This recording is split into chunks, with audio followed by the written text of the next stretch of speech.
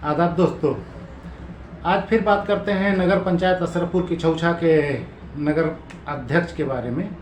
जो चेयरमैन साहब हैं और वो बेचारे कानून के बहुत ज़्यादा जानकार हैं। प्रोटोकॉल के बारे में उनसे ज़्यादा शायद कोई नहीं जानता, वो ये प्रोटोकॉल बहुत जानते हैं, तो इनके बारे में थोड़ा बात कर ली जाए। ये बेचारे आज वहाँ के अधिशासी अधिकारी को किडनैप कर लिए थे समझो।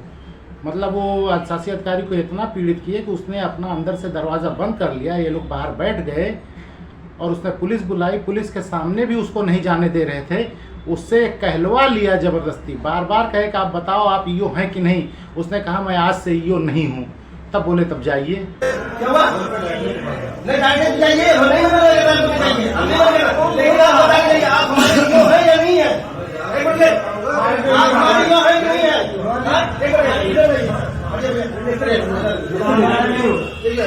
ये बताइए आप मेरे यो है कि नहीं है? यहाँ अगर बता दीजिए यो है कि नहीं है? आप नहीं है। मतलब इसकी हिम्मत तो देखो। सरकारी पक्ष का ये है तो इसका मतलब ये समझता है कायदा कानून सब इसी का है। उसमें इसने बताया कि हम शिकायत देते हैं तो डीएम साहब कोई कार्रवाई नहीं करते, दूसरे सपा उपा वाले कोई शिकायत देते हैं तो तुरंत जांच बैठ जाती, कार्रवाई होती है। मैं कह रहा हूँ तो मेरी बात पे जांच नहीं बैठती है, लेकिन कोई सपा पोषित मानसिकता का आदमी एक सादा एप्लीकेशन दे देगा तो तत्काल जांच बैठाकर उसको निष्कासित करने का काम करेंगे आप। श्रीमान जी, आपने जो भी शिकायत दी होगी वो किसी लायक नहीं होगी, वरना आपकी शिकायत पे कार्रवाई ना हो। आपकी तहरीर पे तो SC ST का मुकदमा दर्ज हो गया, जबकि आप कहीं से दलित नहीं हैं।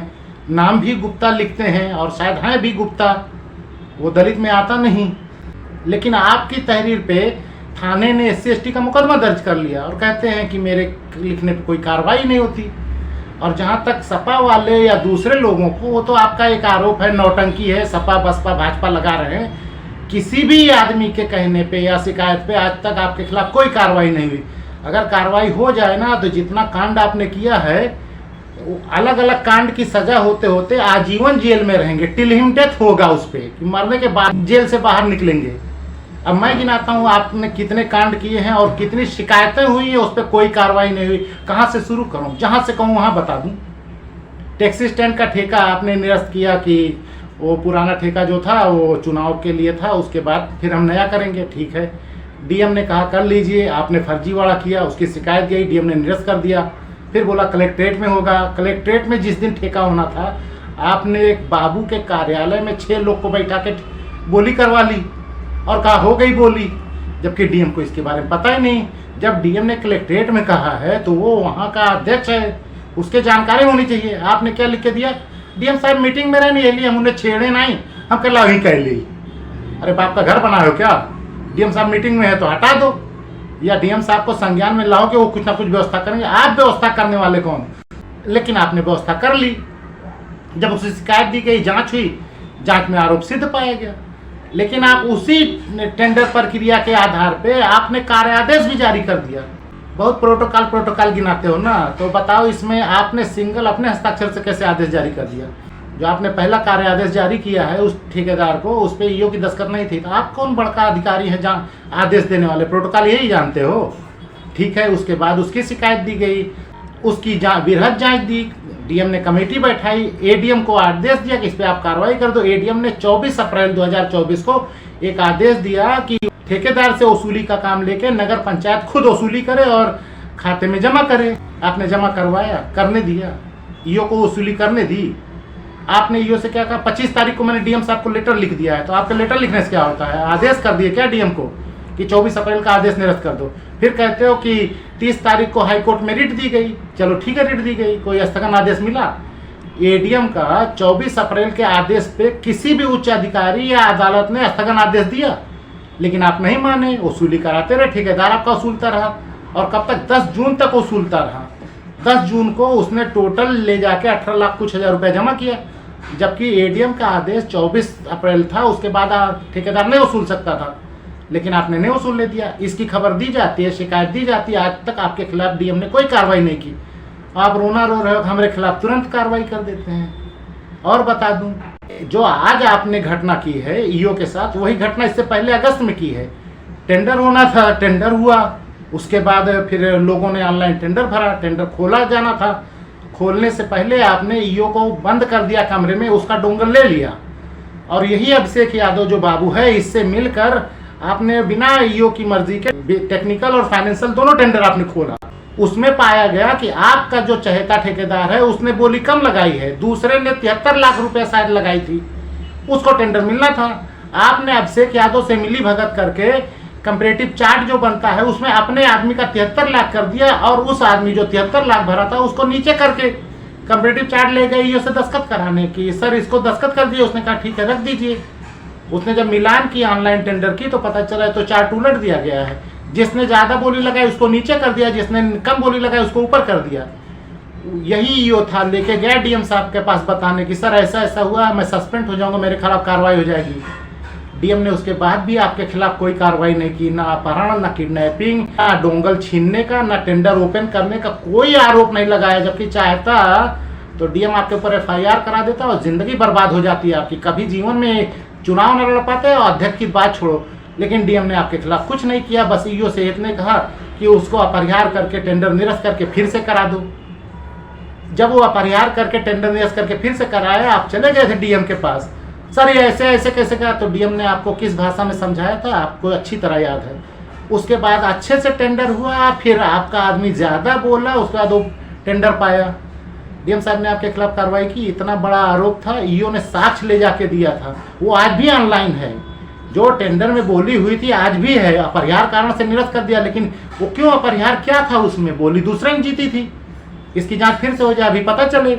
लेकिन आप कहते हो डीएम साहब दूसरे की बात सुन लेते हैं, हमारी सुनते नहीं हैं। और बता दूं डीएम साहब को क्या क्या मिला, बसखारी और किचौछा रोड पे एक तालाब है, वो कार्य योजना में डाला गया, उसकी खुदाई के लिए आपने जेसीबी पोकलैंड से खुदा दिया, उसकी शिकायत दी गई। अब उसकी से जब काम करना है तब से एस्टीमेट बनना चाहिए, एस्टीमेट पहले बना था कि उसमें ज़्यादा मिट्टी खोदना है, लेकिन जब वर्क हो ही नहीं रहा है, आदमी लगे नहीं तो कैसे खुद गया, शिकायत आ गई, अखबार में छप गया, डीएम साहब को बताया गया, डीएम साहब ने कोई कार्रवाई की है आपके ऊपर कि पोकलैंड से कैसे खुदवा दिए हो। आप ये कह सकते हो साहब भुगतान नहीं किए, और हर ईओ को दबाव डालते हो उसका भुगतान वहाँ कर दो, और फिर दांत चियारते हो कि डीएम साहब हमारी सुनते नहीं, दूसरा देता सुन लेते हैं। डीएम साहब यही सुन लेते तो पता चलता। और बता दूं नगर पंचायत को 40 लाख से ऊपर का काम स्वीकृत करने का अधिकार नहीं, उसके लिए उसे उच्च अधिकारियों से अनुमति लेनी पड़ती है। आपके यहाँ 2 काम 40 लाख से ऊपर के थे, आपने अनुमति नहीं ली, उसको फोड़ दिया, एक काम को 4 भाग में बांट दिया, और इतने काबिल प्रोटोकॉल वाले आप हैं, आपने यही नहीं देखा कि चारों काम को 4 अलग अलग नाम से दे, नाम एक ही, काम 4 दिखा दिया और एक काम को 3 भाग में बांट दिया, और कहते हैं मैं प्रोटोकॉल के अनुसार रहता हूँ, शासनादेश फलाना ढिमका। इसकी भी शिकायत डीएम के यहाँ की गई। आपके खिलाफ डीएम ने कोई कार्रवाई की, आज तक आपको बुलाया पूछा, लेकिन आप रोना रोते हैं। हमारे खिलाफ कौन शिकायत जाती, डीएम साहब जरूरत है जांच बैठा देते हैं, कार्रवाई कर देते हैं। और एक चीज़ और बता दूं, एक टेंडर होना था, उसमें आप ऑनलाइन भरा गया, लोगों ने टेंडर डाला, जिसको जो डालना था, हार्ड कॉपी बाई पोस्ट भेजी कि पोस्टमैन आपके कार्यालय में लेके गया, आपके कार्यालय का लिपिक फोन करके आपसे पूछता है कि फला फला की रजिस्ट्री आई ले लें, आपने उधर से फोन पे जवाब दिया कि शकील और दानिश की रजिस्ट्री वापस कर दो, तीसरी वाली ले लो, ले लिए। बाद में टेंडर में इन दोनों को निरस्त कर दिया कि इन्होंने हार्ड कॉपी नहीं जमा की, वो लोग बताते हैं जमा की, आपने कहा पोस्ट आया ही नहीं। पोस्टमैन ने लिखित में जवाब दिया, चेयरमैन और उसका बाबू झूठ बोल रहा है, मैं उस तारीख को गया था और मैंने चिट्ठी रिसीव कराई है, 3 चिट्ठी थी, 1 रिसीव की, 2 लेने से इनकार किया, मैंने उस पर रिफ्यूज लिखा है, अगर वो सच्चा है तो बता दे तीसरी चिट्ठी कौन लाया जब मैं नहीं गया था। तो दांचियार दिए। डीएम को इसकी भी शिकायत दी गई है, इसकी जांच भी की, वो एसडीएम टांडा ने जांच की, आरोप सिद्ध पाया गया, कार्रवाई कुछ नहीं करनी है, लिखा ही नहीं कार्रवाई करनी है, लेकिन आप रोना रोते हैं हमारे खिलाफ कार्रवाई हो जाती है। और क्या क्या बता दूं, यही मामला बता दूं जिस पे झगड़ा हुई है। आपने सफाई कर्मी और अभिषेक यादव को भेजा था वहां देखने के लिए कि देखो वहां पे कौन कौन है, क्या हो रहा है, कब्रिस्तान पे जो अतिक्रमण है दुकान लिए, वो लोग सिर्फ गए थे, किसी ने उससे बात भी नहीं की, उसका वीडियो है मेरे पास। किसी ने अभिषेक यादव और सफाई कर्मियों से कोई चर्चा नहीं की कि क्या है क्या नहीं, मार दंगा झगड़ा की बात ही नहीं। उसके बाद वो लोग आके बताए कि वहाँ पत्रकार भी थे, आपने कहा ठीक है बस ले लिए, SC/ST लगवा दें।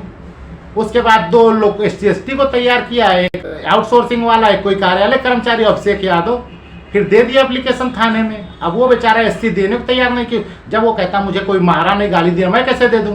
अभिषेक यादव को आपने तैयार कर लिया, तहरीर दे दी, और उसके बाद सफाई कर्मचारियों को, लाइट वाइट वाले सबको धरने बैठा दिए। जब तक मुकदमा दर्ज नहीं होगा तब तक हम काम नहीं करेंगे। दरोगा कह रहे हैं कि मैं कैसे दर्ज कर लूँ, अभिषेक यादव हरिजन है ही नहीं, कैसे मैं SC ST दर्ज कर लूँ। लेकिन आपने इतना हंगामा किया और दबाव डाला, भाई आप सरकार पार्टी के आदमी हैं और उन्हीं की सरकार चल रही है, जिला अध्यक्ष है, आप कह देते तो हो जाता है। दरोगा ने अभिषेक यादव के एप्लीकेशन पे SC ST दर्ज कर ली, लेकिन 6 दिन हो गया ये काम करने में। उस बीच हड़ताल कर दिए, चीज़ें हाईलाइट हो गई, DM के संज्ञान में हो गया, और बाद में DM ने कई गलतियां भी कर दी हैं। उसके बाद जाके अब उनको ब्लैकलिस्ट करना पड़ा। तो आप कहते हैं ब्लैकलिस्ट कर देते हैं। अरे एप्लीकेशन मिलने पर नहीं ब्लैकलिस्ट किया है। फरवरी 2024 में एप्लीकेशन दिया था, मार्च 2024 में अनुमोदन दिया था DM ने। उसके बाद अप्रैल 2024 में जांच कमेटी बैठी थी। आदेश कब आया है? 25 फरवरी 2025 को। 1 साल पूरे लग गया शिकायत में कार्रवाई करने पे, और वो भी कार्रवाई नहीं होती, उसमें कुछ लिखा नहीं। और जिस शिकायत पे वो कार्रवाई हुई ना, उसमें शिकायतकर्ता ने कहीं नहीं लिखा है कि इसको टेंडर निरस्त करके ब्लैकलिस्ट किया जाए। उसने ईओ अध्यक्ष के खिलाफ कार्रवाई की मांग की है। वो तो सिर्फ एक वीडियो निकल गया था, इसलिए DM ने कहा कि पुराना कोई एप्लीकेशन हो, लाओ उसी पे खत्म कर दें अपनी जान बचाने के लिए, इसलिए उसने ऑर्डर कर दिया। बाकी DM पूरी तरह आपका संरक्षण करता है, और होश में रहो, उसके खिलाफ ना बोलो, नहीं कहीं लिखा देगा, जिंदगी चौपट हो जाएगी। पहली बार जीते हो, अंतिम बार हो जाएगा। इसलिए अधिकारियों से बहुत ना उलझो और ठीक ठाक काम करो। बाकी आपका अगर लड़ने का शौक है तो लड़ो, फिर अपने आप अंजाम दे।